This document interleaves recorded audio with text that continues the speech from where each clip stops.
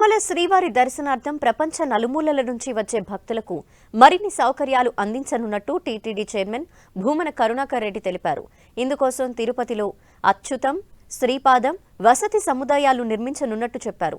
పురాతన గోవిందరాజస్వామి, కోదండరామస్వామి సత్రాల స్థానంలో వీటిని నిర్మిస్తామని వెల్లడించారు. ఈ పనులకు ఈవో ధర్మారెడ్డితో కలిసి భూమన శంకుస్థాపన చేశారు. 209 కోట్ల రూపాయల చొప్పున 2 వసతి సముదాయాలను నిర్మిస్తున్నామని చెప్పారు. ఒక్కో బ్లాక్లో 4100 మంది చొప్పున మొత్తం 8200 మంది భక్తులు బస చేసేందుకు వీలు కలుగుతుందని చెప్పారు. ఈ సముదాయాల్లో 200కు పైగా కార్లు, ద్విచక్ర వాహనాల పార్కింగ్కి అవకాశం ఉంటుందని తెలిపారు.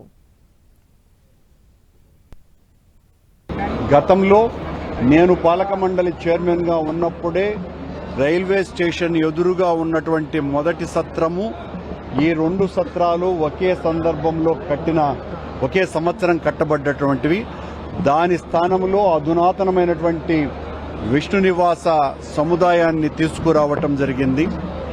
ఈ 2 ఇంకా పాతబడిపోయాయి కాబట్టి వీటి స్థానంలో అచ్యుతం, శ్రీపదం అని స్వామివారి నామాలతో 2 బ్రహ్మాండమైనటువంటి వసతి సముదాయాలను నిర్మించాలని తలంచి బోర్డులో తీర్మానం చేసి ఈ రోజున దీనికి సంబంధించి శంకుస్థాపన కార్యక్రమాలు చేయటం జరుగుతున్నది.